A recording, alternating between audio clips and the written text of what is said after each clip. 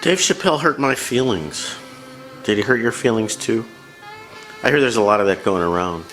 There's a new Dave Chappelle comedy special that just came out on Netflix in the last few days. It's called Sticks and Stones, and apparently a lot of people's feelings were hurt by it, and they're going on the internet complaining about it.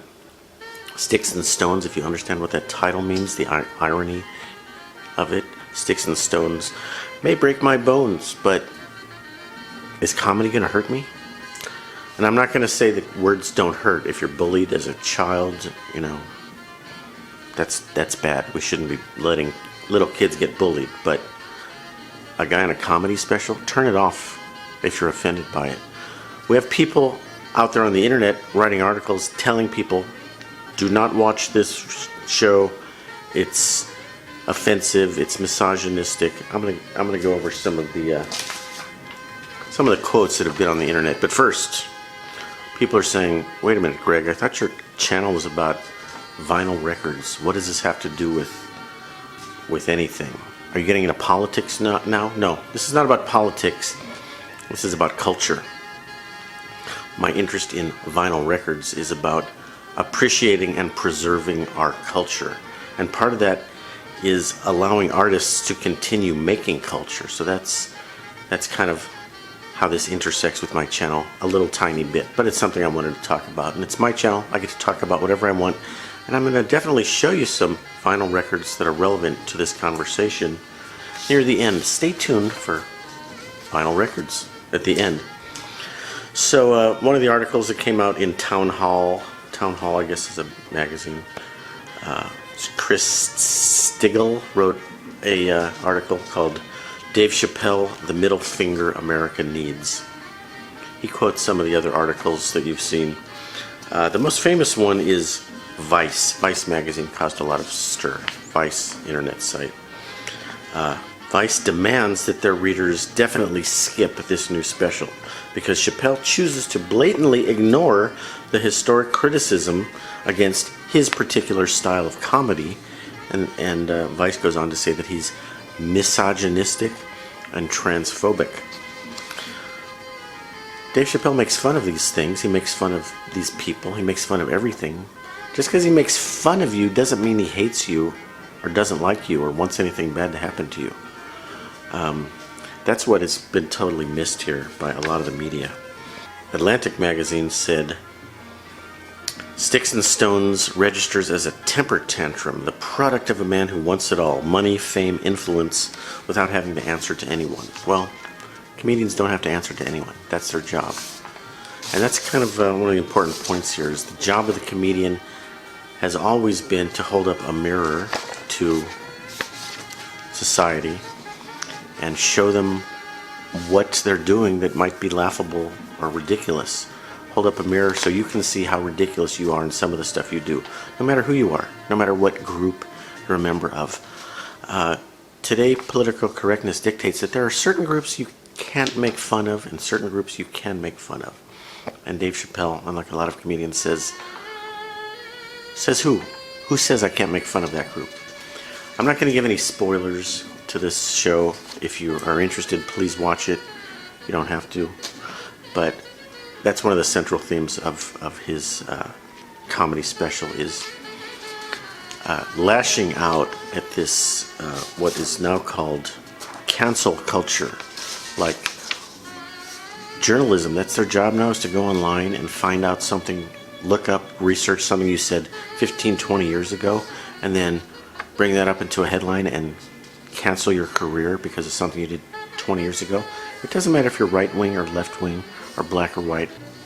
Dave Chappelle says, I don't care. I'm going to say whatever I want. I don't care who I offend. And I'm going to give you a list of topics that he discussed in the video.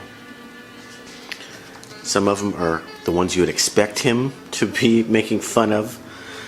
Some are unexpected, like the Founding Fathers. Nobody was expecting them to be the butt of a joke. Michael Jackson and pedophilia and the victims of Michael Jackson. He makes fun of or jokes about all of those folks. Rape, school shootings, blacks, whites, heroin, Trump, Hillary, Jesse Smollett. That's one of the funniest bits of the show. Masturbation. Can I say that on camera? Masturbation. Inner city drug problems. White suburban drug problems. Abortion. Deadbeat dads. The N-word. LGBT. The Me Too culture. All of these things are discussed in a 1-hour video. Now, I did another video on a related topic a couple months ago about Morrissey. And Morrissey has come under fire for some of his political views. And I simply said, it's stupid to ban Morrissey because you don't agree with his views. Because that's what artists' job is to do, is to be controversial and say things you might not agree with. And somebody got on my YouTube channel and said, well, you know, you have to admit this and you have to address this topic, and it's really up to you to address all of his right-wing blah blah. And I said, no, I don't have to do that. Go get your own channel. I will be happy to watch your channel, but you can't tell me what to say on my channel. That's the whole point of this. Vice magazine shouldn't be telling Chappelle what to say and what not to say. And you, my YouTube viewers, you don't get to tell me what to say either. Start your own channel. The issue that I want to bring to your attention is that the First Amendment, we have it here in the US, you don't have it in the rest of the world. It's coming under fire because more and more people are saying these people should not be able to say things that offend me or this group. Hate speech. I don't care if you hate me. You can hate me. Feel free to hate me. Just don't kill me or threaten to kill me. You can hate me because I'm white. You can hate me because I'm Jewish. You can hate me because I'm a man. You can hate me because I drive a BMW. I think more people hate me because I drive a BMW than hate me because I'm Jewish or white. Because of the way I drive. But not all those things are considered politically correct or incorrect. It's okay to hate me because I'm white. It's not so okay to hate me because I'm Jewish. I don't condone hating anybody. But to put somebody in jail because they said they don't like somebody or they offended somebody, that's what's going on in other parts of the world. In England. England has never had free speech. England is run by a monarchy, a queen. A guy in England, what was his name? Mark Meacham, was arrested and convicted for a grossly offensive video about a Nazi dog. A Nazi dog. Can dogs be Nazis? I don't think so. I don't think dogs know enough to know the difference between a Jew and a German. I could be wrong. But that's the kind of ridiculous stuff that's going on in the rest of the world. So, for fighting for free speech and an artist's right to express themselves, Dave Chappelle owes a lot to somebody like Richard Pryor, a big influence on Chappelle for sure. And how about this guy, George Carlin?